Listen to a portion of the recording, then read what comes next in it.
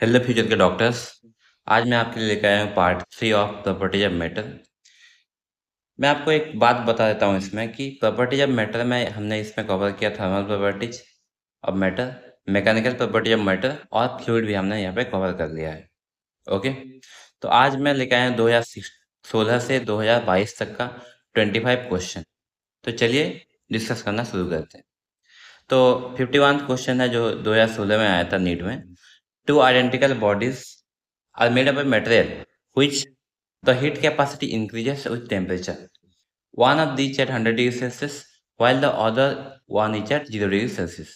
If the two bodies are brought in contact, then assuming no heat is lost, the final temperature of the both the bodies, common temperature पूछा है basically. तो क्या बोला है यहाँ पे कि एक बॉडी जो है ना वो 0 डिग्री पे है, दूसरा जो है वो 100 डिग्री पे है। फाइनल टेम्परेचर क्या होगा यहाँ पे? ओके, ऐसे मान लेते हैं। अभी बोला कि जो थर्मल कैपेसिटी जो हीट कैपेसिटी होता है वो टेम्परेचर के साथ बढ़ता है। मतलब हमें कोई चीज़ को मान लेते हैं 0 डिग्री है, 0 डिग्री सेल्सियस से 1 डिग्री सेल्सियस में लेने में लगता है इतना हीट, मान लेते हैं ये हीट है। ओके, 1 डिग्री से 2 डिग्री लेने में लगेगा इतना हीट, ज़्यादा है। फिर 2 से 3 में और ज़्यादा। टेम्परेचर के साथ जो हीट कैपेसिटी है वो बढ़ता है। उसके बाद 3 से 4 लेने में इतना हीट लगेगा, 4 डिग्री सेल्सियस। ये मान लेते हैं 5 डिग्री सेल्सियस। ओके, तो यहाँ पे ये है 0 से 1 का हीट, 1 से 2, 2 से 3, 3 से 4 और 4 to 5। तो सबसे ज़्यादा हीट किस में लग रहा है? मतलब 4 से 5 लेने में लग रहा है, 4 से 5 लेने में लग रहा है। तो इसका मिडिल पॉइंट कौन सा है दोनों हीट का? जैसे कि मान लेते हैं ये टेम्परेचर इसका बढ़ेगा, टेम्परेचर इसका घटेगा, एक कॉमन टेम्परेचर पे आएगा। जब उसका टेम्परेचर कम था, उसका टेम्परेचर बढ़ने के लिए कम हीट चाहिए, बट जो ज़्यादा टेम्परेचर का बॉडी है उसको अपना टेम्परेचर कम करने के लिए ज़्यादा हीट चाहिए। ओके, तो फाइनली इसको जो यहाँ पे हीट है ये टोटल हीट है ना, तो यहाँ पे मिडिल पॉइंट कौन सा आता है? यहाँ पे आएगा मिडिल पॉइंट। मतलब मान लेते हैं ये क्यू अमाउंट ऑफ हीट इतना है, ये लॉस किया और ये गेन किया। 5 डिग्री पे लेता हूँ, 0 और 5 डिग्री पे। तो यहाँ मिडिल पॉइंट कौन सा आया? कहाँ पे कॉमन आ गया? Heat heat loss equal to heat gain. यहाँ पे लगभग 3.5 मान लेते हैं, 3.5। यहाँ पे देखिए 3.5 जो है वो 5 का आधा से ज़्यादा है, 5/2 से ज़्यादा है कि नहीं है? 2.5 से ज़्यादा है 3.5। इसका मतलब ये 0 से 5 के बीच में हो गया। मतलब 0 डिग्री पे कोई बॉडी था, उसको 5 डिग्री पे कोई बॉडी है, उसको मिक्स किया। अब ये 0 डिग्री और 100 डिग्री पे हमने लिया। मतलब 100 और 0 के बीच में क्या है? 100/2 से ज़्यादा होना चाहिए वो चीज़। 100/2 से ज़्यादा होना चाहिए। मतलब वो टेम्परेचर जो होना चाहिए वो 100/2 से ज़्यादा होना चाहिए। मतलब जो टेम्परेचर है वो ग्रेटर देन 50 डिग्री होना चाहिए। मतलब option B will be correct. तो question number 52, three liquids of densities ρ1, ρ2 and ρ3, where ρ1 is greater than ρ2 is greater than ρ3, having the same value of surface tension T, rise to the same height in three identical capillaries. Identical capillary मतलब capillary का जो radius होगा वो same होगा। The angle of contact θ1, θ2 and θ3, उनका basically relation पूछा है। 4 option दिया गया है यहाँ पे। यहाँ पे दिया क्या गया है क्वेश्चन में? ρ1 गिवन, गिवन क्या है? ρ1 is greater than ρ2 is greater than ρ3। कितना हाइट तक लिक्विड ऊपर गया वो h इक्वल टू होता है 2t cos theta divided by r rho g। r जो है वो रेडियस होता है, g है एक्सेलरेशन ड्यू टू ग्रेविटी, रो है डेंसिटी, t है सरफेस टेंशन।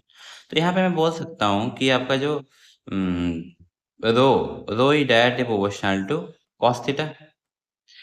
cos थीटा का वैल्यू जो है वो थीटा के साथ घटता है। मतलब अगर ρ1 ग्रेटर देन ρ2 ग्रेटर देन ρ3 है, ये आपका वैलिड है 0 डिग्री से लेके 90 डिग्री तक। ओके, तो इसका मतलब क्या हुआ कि θ1 लेस देन θ2 लेस देन θ3, और ये आपका लेस देन 90 हो जाएगा, और ये 0 भी हो सकता है, 0 डिग्री, 0 डिग्री। तो 0 डिग्री मतलब क्या? 0 डिग्री मतलब option B is correct. A rectangular film of liquid extended from 4 centimeter into 2 centimeter to 5 centimeter into 4 centimeter। वैसे एरिया दिया हुआ है, पहले एरिया इतना था, बाद में एरिया चेंज हो गया। If the work done is 3 into 10 to the minus 4, the value of surface tension। देखिए वर्क डन जब हम करते हैं तो क्या होता है, सरफेस एनर्जी आता है। Work done equal to surface energy. तो वर्क डन इक्वल टू क्या होगा, सरफेस एनर्जी का फॉर्मूला क्या होता है कि tension, surface tension into change in area, change in area. अब रेक्टेंगुलर फिल्म दिया मतलब डबल एरिया है, ऊपर एक एरिया है, नीचे एक एरिया है। ओके, तो यहाँ पे आ जाएगा टी इंटू टू इंटू यहाँ पे जितना चेंज आया डेल्टा ए, अपर वाला एरिया लोअर वाला एरिया। ओके, तो वर्क डन कितना दिया हुआ है वो चेंज हो जाएगा उसमें। 3 इंटू 10⁻⁴ दिया हुआ है, सरफेस टेंशन पूछा गया है, इंटू टू फाइनल एरिया कितना था 5 इंटू 4 मतलब 20, इनिशियल कितना था 8। यहाँ पे टी हम लोग यहाँ पे सेंटीमीटर स्क्वायर आ जाएगा तो 10⁻⁴ आ जाएगा, तो टी कट जाएगा, तो 3/2 इंटू 12 मतलब 1/8, 1/8 मतलब 0.125 न्यूटन पर metre. So option B is correct. Next question, two non mixing liquid of densities rho and n rho, ये रो एंड एन रो यहाँ पे होना चाहिए, यहाँ पे पी एंड रो पी हो गया है, rho and n rho, n is greater than 1 are put into a container, the height of the each liquid is a, total height दिया है। A solid cylinder of length capital L and density D is put into the container. The cylinder floats with its axis vertical and length PL, P less than 1 है in the denser medium, तो density D is equal D पूछा है basically. यहाँ पे situation क्या है आप देखिए, ये आपका बॉडी है, सिलेंडर है, जो हमने ये अलग लिक्विड है जिसका डेंसिटी रो है, इसका लिक्विड का डेंसिटी आपका n इंटू रो है। ओके, हमने इसको यहाँ पे पुट किया तो यहाँ पे स्टेबल हो जाएगा, यहाँ पे क्या होगा स्टेबल हो जाएगा। तो स्टेबल हो जाएगा मतलब क्या है कि इसके ऊपर जो अपवर्ड फोर्स है और डाउनवर्ड फोर्स है वो सेम लगना चाहिए। यहाँ पे बोला है कि जो आपका रो एल है वो लेंथ आपका नीचे, पी एल जो लेंथ है वो आपका डेंसर मीडियम है, डेंसर मीडियम मतलब ये है, डेंसर मीडियम मतलब जो लिक्विड नीचे है, तो ये आपका एन रो है, ये रो है। तो इसका मतलब क्या है, क्या हम यहाँ पे बोल सकते हैं कि जो सिलेंडर जो नीचे फोर्स लगा रहा है एम जी, वो क्या इक्वेट इक्वेट कर सकते हैं यहाँ पे बायनेंसी फोर्स के इक्वेट, और यहाँ पे बोल सकते हैं अपथ्रस्ट के इक्वेट। तो एम जी इक्वल टू क्या होगा, अपथ्रस्ट, अपथ्रस्ट मतलब टोटल अपवर्ड फोर्स बायनेंसी फोर्स। अब दो लिक्विड यहाँ पे है, दोनों की वजह से बायनेंसी लिखना पड़ेगा, इसकी वजह से अलग, इसकी वजह से अलग। दोनों अपवर्ड थ्रस्ट लगा रहे हैं और डेंसिटी आपका सिलेंडर है वो नीचे फोर्स लगा रहा है, दोनों इक्वेट हैं इसलिए यहाँ पे स्टेबल है। ओके, अब यहाँ पे जो है आपका डेंसिटी ऑफ द सिलेंडर पूछा गया है basically. Density of the cylinder मतलब क्या मैं mg को लिख सकता हूँ m equal to L into A, जो वॉल्यूम है, इंटू डेंसिटी इंटू जी। और अपवर्ड फोर्स अभी यहाँ पे देखिए दो लिक्विड है, इस लिक्विड का जो इस लिक्विड में कितना लेंथ ऑफ सिलेंडर है यहाँ पे, तो यहाँ पे L minus P L length का है और पी एल नीचे है और नीचे का डेंसिटी। ओके, तो अपथ्रस्ट जो होगा अपर वाले लिक्विड की वजह से वो कितना होगा, rho into density of the liquid into volume in that liquid कितना है, area into L minus P L into g, plus अभी नीचे वाले की वजह से n rho into area into P L into g. हो गया। अब ये इसको आप सॉल्व करेंगे तो आपका आएगा D equal to 1 plus n minus 1 P into rho. तो यहाँ पे option D will be correct. Next question दिया गया है यहाँ पे, एक black body is at temperature 5760 के।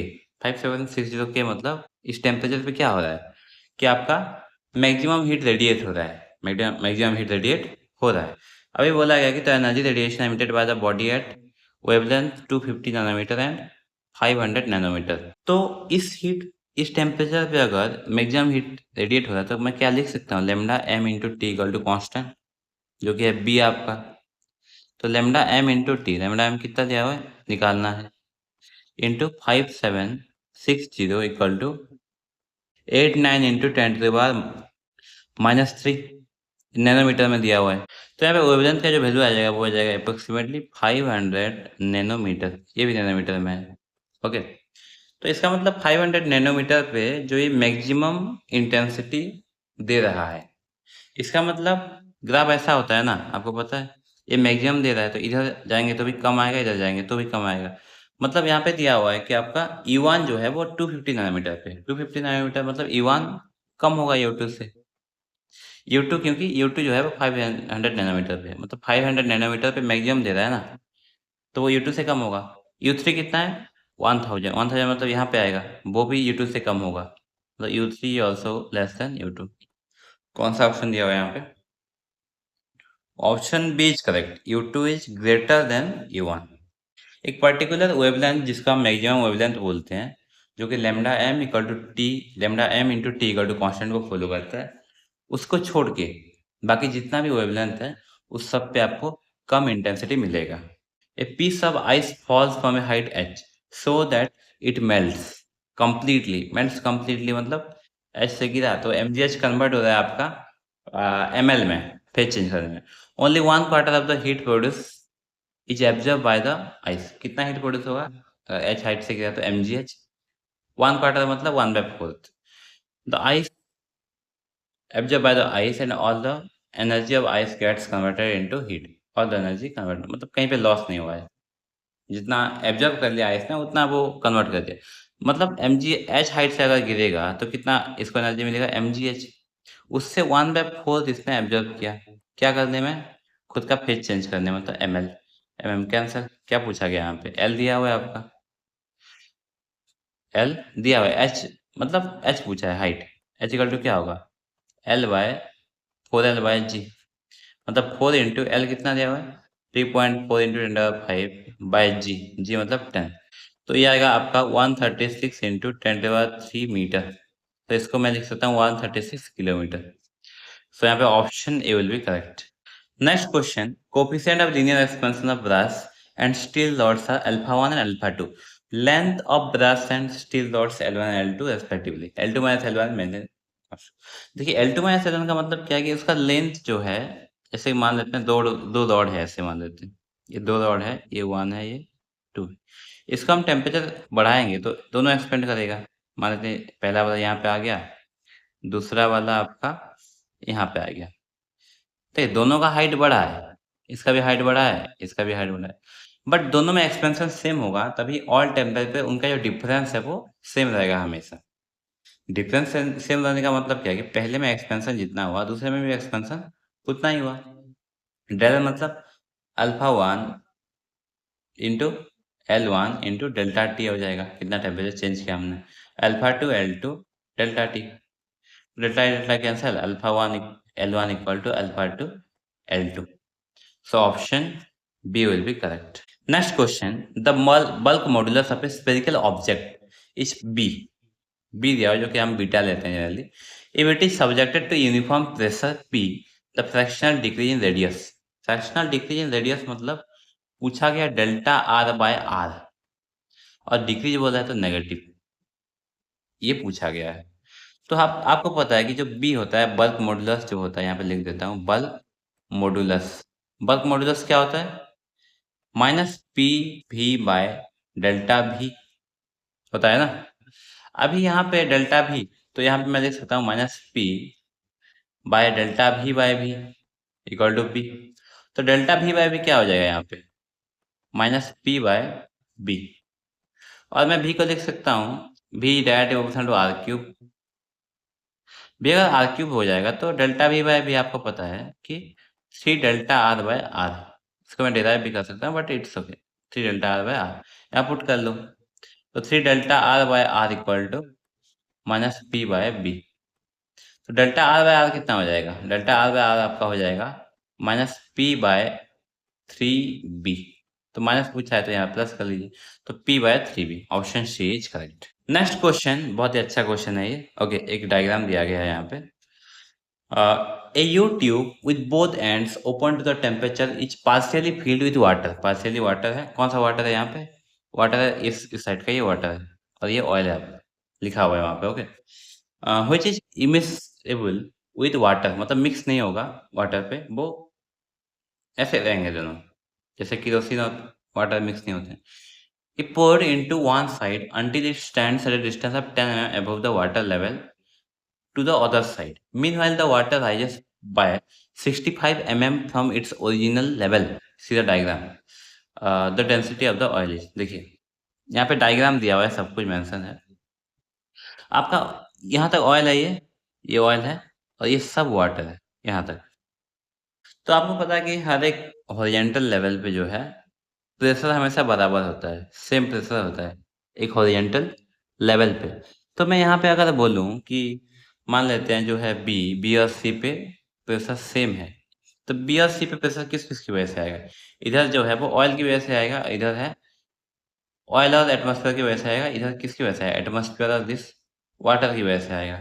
तो सी पे मैं प्रेशर लिखता हूँ दोनों साइड में, मतलब पीबी इक्वल टू कितना होगा? PB equal to PC. PB कितना होगा? ऑयल की वजह से और ये, तो एटमॉस्फेयर की वजह से कितना हो जाएगा पीबी पे? P of atmosphere plus P of oil मतलब density of oil into g into H of oil. Oil का हाइट जितना है उस पॉइंट से बी से इक्वल टू क्या हो जाएगा? इक्वल टू हो जाएगा आपका पी ऑफ ए मतलब atmospheric pressure density of water into g into H of water, h of water.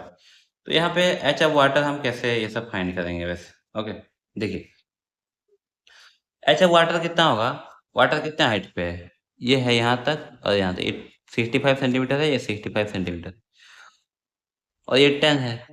तो ऑयल कितने पे है? ऑयल है 65 प्लस 10, ये टोटल है। बस वाटर है 65 प्लस 65 मतलब ओनली 130।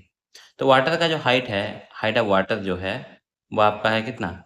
वो है आपका 130, 65 प्लस 65 और एच ऑफ जो ऑयल है वो कितना है? 140 तो इसको हम लोग यहाँ पे पुट कर देते हैं। तो इस सबको हम लोग पुट करेंगे तो कितना आएगा? अब यहाँ पे देखिए, इक्वल कर देना दोनों side, A not P not cancel हो जाएगा, तो मैं सिंपली यहाँ पे लिख सकता हूँ rho of oil into G G भी कैंसिल हो जाएगा, H of oil equal to density of water into H of water. Okay, तो यहाँ पे आ जाएगा आपका rho of oil equal to find करने के लिए बोला है density of water into H of water divided by H of oil. तो यहाँ पे डेंसिटी ऑफ वाटर है 10⁻³ इंटू ये आपका कितना हो जाएगा? 130 दिया हुआ है ना, 130 डिवाइडेड बाय 140। तो इसको आप फाइंड करेंगे तो आएगा 928.57 केजी पर मीटर क्यूब। तो यहाँ पे option C will be correct. Spherical black body with radius of 12 centimetre, radius दिया हुआ है स्पेरिकल ब्लैक बॉडी का, आर लिख देते हैं 12 सेंटीमीटर मतलब 12 into 10⁻² metre. Radiates 450 watt of power, power दिया हुआ है कितना दिया है? 450 वाट। एट टेम्परेचर कितना दिया हुआ है? 500 kelvin. If the same, if the radius what half, radius अगर हाफ हो जाता है सेकंड का, r/2 हो जाता है, टेम्परेचर अगर डबल हो जाए, 2t हो जाता है, तब पावर कितना होगा? पावर का फॉर्मूला क्या होता है? आप लिख दीजिए यहाँ पे sigma A T to the power 4। Sigma A मतलब अगर दोनों को, पहले वाले को और दूसरे वाले को हम डिवाइड करें, कंपेयर कर लेते हैं, तो कितना हो जाएगा? ए आपका जो सिग्मा है वो सेम है, तो a1/a2 हो जाएगा into T1/T2 to the power T2 to the power 4। A1 कितना है? A1 आपका मान लेते हैं A है, रेडियस अगर हाफ हो गया तो आपका है एरिया है वो A/4 हो जाता है, और T1 कितना है? 500 डिवाइडेड बाय सेकंड कितना है? डबल हो गया टेम्परेचर तो 1000 हो गया, तो इसका स्क्वायर कर लेंगे, स्क्वायर में पावर 4 कर देते हैं। तो P1/P2 का जो वैल्यू आएगा आपका 4 इंटू वो 1/2 हो जाएगा, 1/2 मतलब पावर 1/16, 1/16 मतलब 1/4। तो P2 का वैल्यू कितना हो जाएगा? 4P1, 4P1 मतलब 4 इंटू 450 कितना हो जाएगा? 1800 watt. 1800 watt means option C is correct. Two rods A and B of different materials, different material मतलब इसका थर्मल जो कंडक्टिविटी है वो अलग अलग है, K1 K2 है, welded together as shown the figure, मतलब वो देखिए पहले वो वेल्डेड किया गया है। The thermal conductivity of K1 K2, the thermal conductivity of the composite rod. ये दोनों पैरेलल में है, तो पैरेलल में फॉर्मूला क्या होता है थर्मल कंडक्टिविटी का? अगर पैरेलल में हम लोग कनेक्ट करते हैं तो उसका फॉर्मूला होता है, अब लिख दीजिए यहाँ पे, अगर दो रोड को हम लोग कनेक्ट करते हैं तो के इक्विवेलेंट हो जाएगा K1 A1, अगर लेंथ सेम है तो लेंथ K2 A2 बाय के A1 plus only A1 plus A2। तो यहाँ पे आपका हो जाएगा K1A, दोनों का एरिया सेम बोला है ना, plus K2A by A plus A, मतलब A कैंसिल कर देंगे तो K1 प्लस K2/2। इन दोनों को अगर सीरीज में कनेक्ट करते तो उसमें आ जाता दूसरा फॉर्मूला ये होता है L1 plus L2 plus L3 by K equivalent equal to L1 by Q1 plus L2 by K2 plus L3 by K3, ये वाला यूज होता है। तो यहाँ पे ऑप्शन कौन सा करेक्ट है? Option D will be correct. If the power radiated by a black body is P and it radiates maximum energy at wavelength lambda naught। maximum energy मतलब क्या है कि उसको ओवेन्स डिस्प्लेसमेंट लॉ को वो फॉलो करता है। ये क्या है? B है, कांस्टेंट है। तो यहाँ पे T हो जाएगा आपका B by lambda not. Second, if the temperature of the black body now changes so that it radiates maximum energy at 3 by 4 lambda naught, the power radiated by its NP, the value of n पूछा है।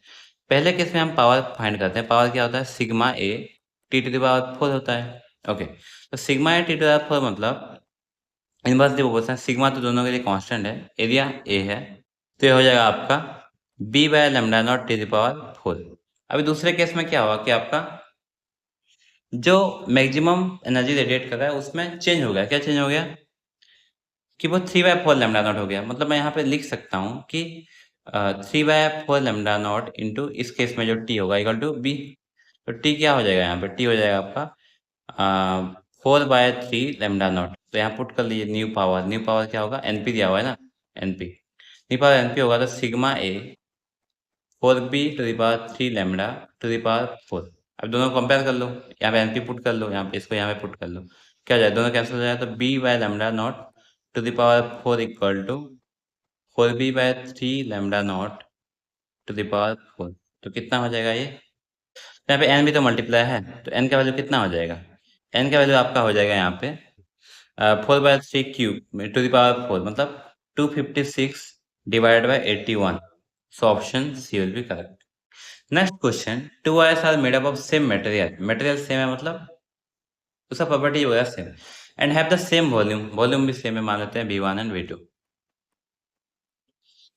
The first wire has cross section area A, second wire has cross section area 3A। तो पहले का A है, दूसरे का 3A है।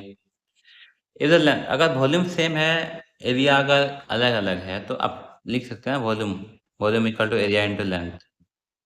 तो यहाँ पे अगर एरिया A है और लेंथ मान लेते हैं L है, तो यहाँ पे लेंथ हो जाएगा L/3।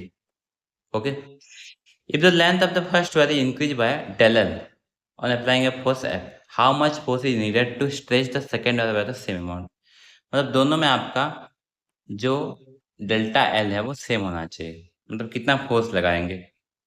तो आपको पता है जो Y का फॉर्मूला होता है, यंग मॉड्यूलस का फॉर्मूला होता है, वो FL/A del L होता है। दोनों मटेरियल सेम है मतलब Y भी सेम है। ओके, तो डेल्टा L क्या होगा यहाँ पे? FL/A Y। डेल्टा एल दोनों में सेम है, मतलब यहाँ पुट कर लेते हैं F1 L1/A1 Y equal to F2 L2/A2 Y। तो A1 और A2 हमें पता है, Y तो सेम है, तो F1/F2 क्या हो जाएगा यहाँ पे? F1/F2 हो जाएगा A1/A2 इंटू L2/L1 हो जाएगा। A1/A2 मतलब 1/3 और L2/L1 मतलब भी 1/3, मतलब ये 1/9 हो जाएगा। तो F2 का जो वैल्यू हो जाएगा वो हो जाएगा F2 का वैल्यू 9F1। तो 9F1 हो सका दूसरे दौड़ में हम लगाएंगे, तो उसकी वजह से जो एक्सटेंशन होगा वो सेम होगा, पहले वाले के इक्वल हो जाएगा। Next question, small sphere of radius small R falls from rest in a viscous fluid और liquid. As a result, heat is produced due to viscous force. The rate of production of heat when the sphere attains its terminal velocity. Heat produce क्या होता है? Rate of heat produce मतलब power. Rate of heat produce मतलब क्या? Power. Power कितना होता है? F into B. F into B. B क्या है? Terminal velocity. फाइनली बोला है ना, टर्मिनल वेलोसिटी जब आएगा तो टर्मिनल वेलोसिटी। F क्या है? जो इतना फोर्स लग रहा है। तो विस्कस फोर्स हम लेंगे, तो विस्कस फोर्स क्या होता है? F equal to 6 pi eta R भी। तो यहाँ पे आर और भी दोनों हैं और बाकी सब तो कांस्टेंट है, छोड़ो इसको। आर और भी, तो आर क्या है? रेडियस है, और भी क्या है? वेलोसिटी है। तो बट यहाँ पे terminal heat production R⁻³ R⁻² R⁻5 R⁻4 पूछा है, तो हमें लिखना पड़ेगा भी को आर के टर्म्स में। टर्मिनल वेलोसिटी ऑफ जो फ्लूइड होता है वो कितना होता है? वो होता है भी T equal to 2R² rho minus sigma into G/9 eta. तो यहाँ पे मैं बोल सकता हूँ कि VT is directly proportional to R square. तो यहाँ पे है आपका power is directly proportional to force into velocity. Force क्या है? आर इंटू भी, और वेलोसिटी भी। तो पावर हो जाएगा आपका आर इंटू भी मतलब आर स्क्वायर, और एक भी मतलब आर स्क्वायर। तो कितना हो जाएगा? R to the power 5। So option C will be correct. Next question. Two small spherical metal balls having equal masses are made from materials of densities rho 1 and rho 2. Rho 1 equal to 8, rho 2 दिया हुआ, relation दिया हुआ, and have radius 1 mm and 2 mm respectively. They are made to fall vertically from the rest in a viscous medium whose coefficient of viscosity are eta, both are eta, and whose density is 0.1 rho 2. The ratio of their terminal velocities would be. Terminal velocity का formula क्या होता है? Terminal velocity का formula होता है V equal to 2r square rho minus sigma divided by 9 eta into g. अब यहाँ पे सिग्मा क्या है? फ्लूइड का डेंसिटी है। किसका है? फ्लूइड का। फ्लूइड डेंसिटी लिख देते हैं। रो क्या है? डेंसिटी ऑफ बॉडी है। बॉडी का डेंसिटी, बॉडी डेंसिटी लिख देते हैं। ईटा जो है वो कोफिशिएंट ऑफ विस्कोसिटी है, viscosity coefficient, okay, of viscosity. और जो रेडियस है वो आर है। रेडियस लिख देते हैं। रेडियस है मेटल बॉल्स यहाँ पे। तो पहले और दूसरे केस में रेशियो पूछा है, तो V1 बाई V2 यहाँ पे ईटा सेम है और जी भी सेम है, कट जाएगा, 2 पी के कट जाएगा। तो R by R, okay, R1 by R2। R1 by R2 मतलब पहले और दूसरे वाले का जो रेडियस दिया हुआ है, पहले का देखा 1 mm दिया हुआ है, दूसरे वाले का 2 mm दिया हुआ है, ओके। तो 1 स्क्वायर बाय 2 स्क्वायर, मीटर में पुट करेंगे, सेंटीमीटर में पुट करेंगे, मिलीमीटर में पुट करेंगे, तो कट जाएगा ऊपर और नीचे। डेंसिटी ऑफ एरो क्या है? डेंसिटी ऑफ बॉडी है। तो पहले का इसमें डेंसिटी कितना है? 8 रो 2 लिख सकते हैं, सबको इन टर्म्स ऑफ रो 2 लिखते हैं तो अच्छा रहेगा। और ये हो जाएगा 0.1 रो 1, तो नीचे कितना हो जाएगा? रो 2 माइनस 0.1 रो 2, ओके। तो V1 बाई V2 कितना हो जाएगा यहाँ पे? तो ये हो गया 7.9 और ये हो गया आपका 0.9, मतलब 7/9, और 1/2, 1/4 इंटू 7.9 डिवाइड बाय 0.9, मतलब 79/36, 79/36। तो यहाँ पे लिख देते हैं 0.1 रो 2। So option D will be correct. Next question. When a block of mass capital M is suspended by a long wire of length capital L, the length of the wire becomes L plus L. देखिए यहाँ पे easy करने के लिए मैं इसको x लिख देता हूँ, स्मॉल l को x, क्योंकि एल कभी कभी कैपिटल एल और स्मॉल एल में कंफ्यूजन हो जाता है। The elastic potential energy stored in the extended wire, तो मैं कैपिटल स्मॉल एल को जो है मैं x लिख देता हूँ, x, ओके, x लिख देते हैं, बाद में हम फिर इसको सॉल्व कर पुट कर लेंगे। इलास्टिक पोटेंशियल एनर्जी पूछा है। इलास्टिक पोटेंशियल एनर्जी मतलब half into stress, stress into strain into volume. Stress मतलब क्या होता है? स्ट्रेस मतलब होता है आपका फोर्स बाय एरिया, मतलब mg/a। स्ट्रेन मतलब होता है कितना, del L by L. Del L कितना है? अगर स्मॉल एल से capital L plus, capital L से capital L plus small L हो गया, तो कितना चेंज हुआ? एल चेंज हुआ, स्मॉल एल। तो स्मॉल एल को मैंने क्या लिया है? एक्स लिया है, इनटू स्ट्रेन, स्ट्रेन हो गया, divide by original length, into volume, volume मतलब एरिया इनटू कैपिटल एल। लिख सकता हूँ ना, इनिशियली कितना वॉल्यूम था, वॉल्यूम तो सेम ही रहेगा। एल एल कैंसिल हो गया, ए कैंसिल हो गया, कितना आया? Half mg/x, half mg/x। इसका मतलब half mg small x, okay, इसमें मैंने m को स्मॉल m लिख दिया, इट्स ओके। तो यहाँ पे option D will be correct. A small hole of area of cross section 2 mm square is present near the bottom of a fully filled open tank at a height of 2 meter. Taking gravity equal to 10 meter per second square, the rate of flow of water through the open hole. Rate of flow of water मतलब कितना volume of water पर second गया। ये मान लेते हैं एक cylinder है, यहाँ पे स्मॉल होल है, स्मॉल होल, यहाँ पे वाटर निकलेगा, तो इसका वेलोसिटी कितना होगा अगर फुल वाटर है तो?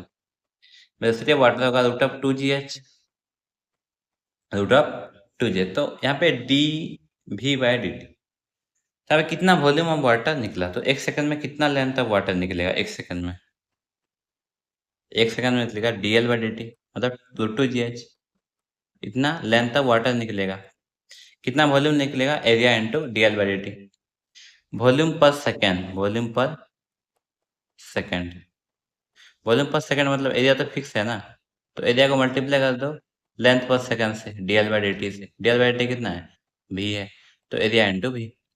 एरिया दिया हुआ है यहाँ पे 2 mm² मतलब 2 इंटू 10⁻⁶ मीटर स्क्वायर इंटू भी √2gh आप पुट कर लीजिए।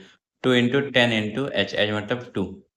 तो यहाँ पे आप इसको पुट करेंगे तो यहाँ पे ये तो हो गया आपका 2 इंटू 10⁻⁶, और ये 40 का रूट हो जाएगा जो आपका अप्रोक्सीमेटली 6.32। तो ये आपका हो जाएगा 12.6 इंटू 10⁻⁶ मीटर क्यूब पर सेकंड। हमेशा आप यहाँ पे यूनिट को ध्यान दीजिए, जैसे कि यहाँ पे यूनिट दिया हुआ है मीटर क्यूब पर सेकंड, इसका मतलब वॉल्यूम पर सेकंड पूछा है। अगर यहाँ पे पूछता कुछ और तो उसका यूनिट दिया होता, जैसे मान लेते हैं कितना मास निकला पर सेकंड में, तो केजी पर सेकंड देता तो वो पूछता। तो डिफरेंट डिफरेंट चीज़ें होती है, तो क्वेश्चन के साथ साथ आप आंसर के यूनिट को भी चेक कर लीजिएगा। कभी कभी इंटेंसिटी लिखा होता है और एनर्जी पूछा रहता है, या फिर नंबर ऑफ रेडिएशन पूछा है, इंटेंसिटी निकालना होता है। कभी नंबर ऑफ रेडिएशन पूछा होता है, आपको एनर्जी निकालना होता है। कभी नंबर ऑफ रेडिएशन पूछा है, पावर निकालना होता है। तो वो डिपेंड करता है आपका ऑप्शन के ऊपर। ऑप्शन का यूनिट जो है वो आप हमेशा चेंज कर लीजिए। नेक्स्ट क्वेश्चन दिया गया है यहाँ पे, बहुत अच्छा क्वेश्चन है ये।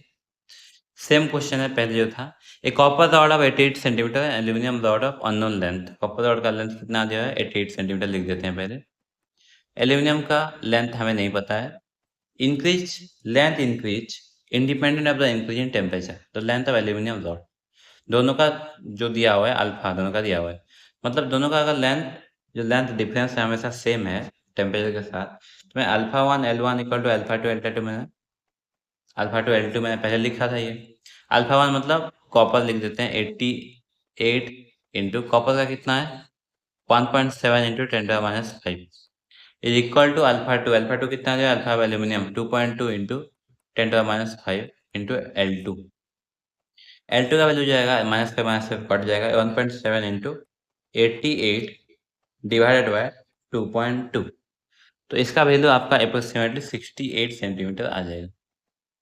Next question, A capillary tube of radius small r is immersed in water and water rises it to a height of h.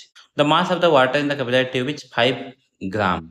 तो another capillary tube of radius 2r is immersed in the water. The mass of the water that will rise. देखिए यहाँ पे जो surface tension का जो force है वो किसको बैलेंस कर रहा है? mg को। जितना ज़्यादा मास होगा उतना कम हाइट ऊपर जाएगा, जितना कम मास होगा उतना ज़्यादा हाइट ऊपर जाएगा। ओके, तो यहाँ पे देखते हैं कि जो सरफेस टेंशन का फोर्स है वो कितना है 2πr into T cos theta. किसी एंगल ऑफ कॉन्टैक्ट है पे, तो थीटा अगर एंगल ऑफ कॉन्टैक्ट तो mg हो जाएगा। तो इसका मतलब बाकी सी चीज़ अगर कांस्टेंट है तो m is directly proportional to r। m1 by m2 equal to r1 by r2। तो पहले कितना मास था 5g bye m2 equal to r1 कितना है r बाय 2r। तो m2 का वैल्यू आ जाएगा 10 gram. So option B will correct. Next question, a wire of length capital L, area of cross section A, capital A, is hanging from a fixed support. The length of the wire changes to L1 when the mass M is suspended from the free end. Okay देखिए, मान लेते हैं कि एक wire ऐसे है। Okay, एक मास यहाँ पे हमने सब यहाँ पे इनिशियल लेंथ कितना था इसका L था। फाइनल लेंथ यहाँ पे इसका हो गया कितना L, L1 उसमें चेंजेस टू L1 मतलब L1 हो गया इसमें, फाइनली L1 हो गया। इसका मतलब चेंज कितना हुआ डेल्टा एल, डेल्टा एल हुआ आपका L1 माइनस एल। तो मैं क्या लिख सकता हूँ y equal to F into A divided by और F into L divided by A delta L. इसका मतलब y क्या है एफ, एफ कितना है mg, एल, एल मतलब initial length divide by A into change in length कितना है L1 minus L. So option C is correct. Next question, the velocity of a small ball of mass capital M and density D and dropped in a container filled with glycerin becomes constant after some time. Constant मतलब terminal velocity achieve कर ली. If the density of glycerin d by 2, then the viscous force acting on the ball will be. देखिए, अब कुछ time के बाद terminal velocity अगर उससे move करेगा तो क्या होगा? इसका मतलब उस पर्टिकुलर पॉइंट पे जो है आपका mg इक्वल हो जाएगा किसके? बायन्सी अपवर्ड लग रहा है, प्लस बायन्सी बायन्सी तो लग ही रहा है, प्लस विस्कस फोर्स अपवर्ड लग रहा है। इसका मतलब mg जो है इक्वल हो जाएगा बायन्सी के प्लस विस्कस फोर्स के। क्या पूछा है यहाँ पे? Viscous force. तो विस्कस फोर्स कितना होता है? mg माइनस, क्योंकि विस्कस फोर्स ऊपर लगता है क्योंकि बॉडी नीचे जा रहा है ना, और बायन्सी भी ऊपर लगेगा बॉडी अगर रहेगा तो पूरा का पूरा बॉडी जो है वो अंदर है, तो वॉल्यूम जो लेंगे वो बायन्सी फोर्स में जो वॉल्यूम लेंगे वो टोटल वॉल्यूम हम लोग लेंगे।